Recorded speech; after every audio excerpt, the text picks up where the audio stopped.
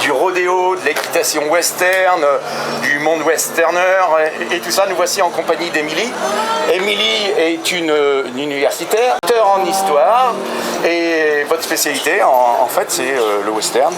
L'histoire du western en France. Alors donc moi j'ai fait d'abord une thèse de doctorat sur l'héritage des sociétés maritimes, et puis comme je suis aussi cavalière, j'ai découvert l'équitation western il y a une bonne dizaine d'années, et évidemment ma curiosité d'historienne m'a rattrapée. Je me suis posé la question mais pourquoi avons-nous du western en France, comment c'est arrivé, et en creusant un petit peu le sujet, je me suis rendu compte que ça remontait à bien plus loin que je ne le pensais.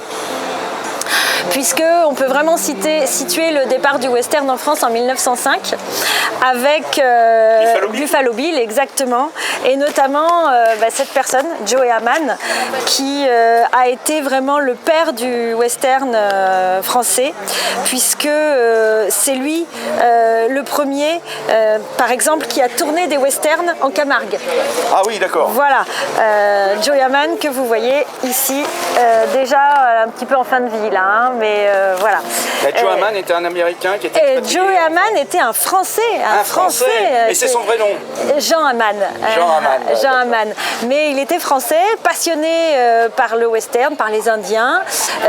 Et donc il a, dès 1905 et le passage de Buffalo Bill à Paris, il a gardé et cultivé cette passion jusqu'à la fin de ses jours. Il est mort en 1974. Donc voilà. Et il a entraîné derrière lui plein d'autres westerners que j'ai regroupés ici. Alors quelques-uns, seulement les plus connus parmi ceux qui existent.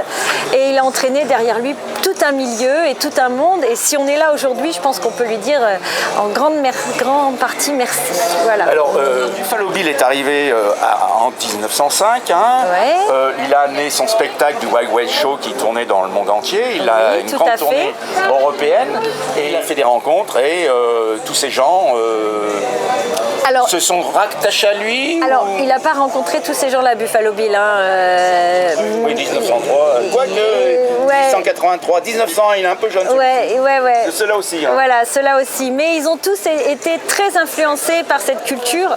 Et puis, après, n'oublions pas, 39-45.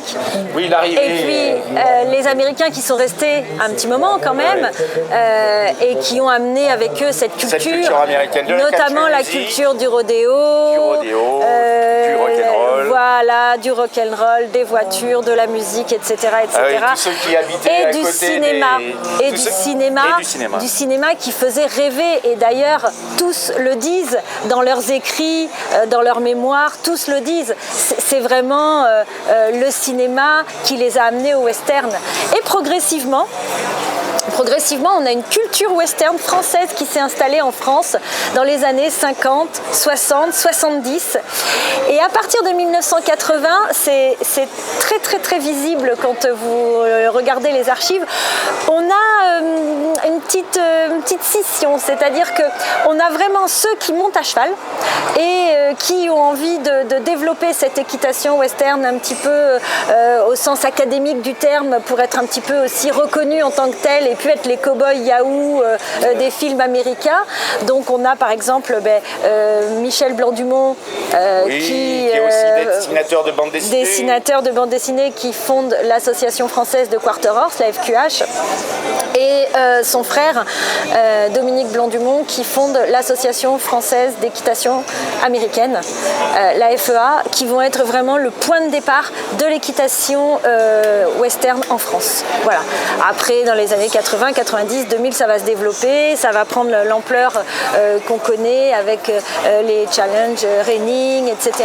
Et d'un autre côté, vous avez ceux qui gardent quand même cet esprit de la reconstitution de l'Ouest, et on a donc des associations qui se montent où on a des reconstituteurs qui font des conciles, des rassemblements avec des tipis, des camps, etc.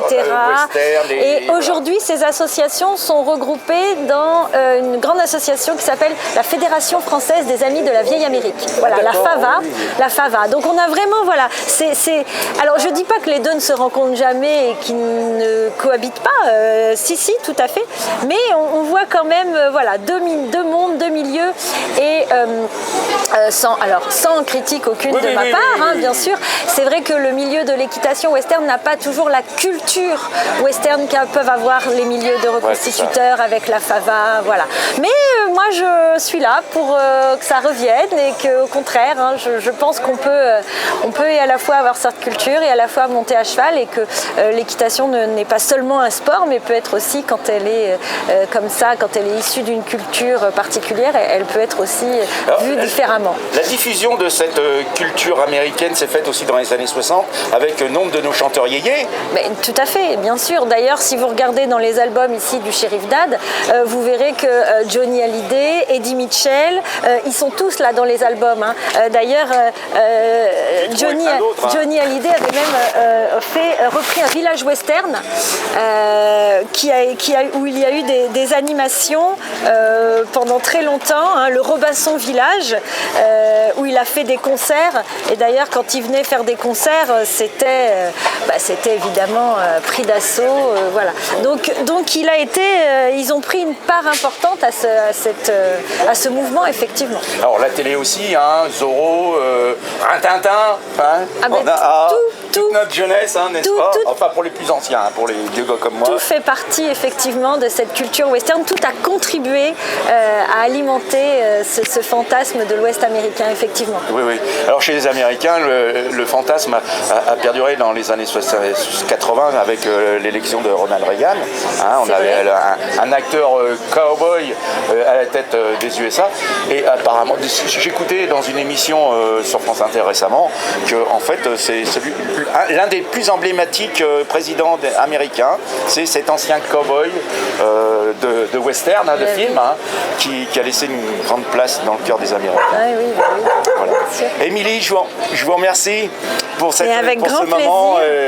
Avec grand plaisir. Je crois que vous allez donner quelques conférences. Alors les conférences, en fait, un petit peu toute la journée à la demande, ceux qui sont intéressés, qui veulent échanger.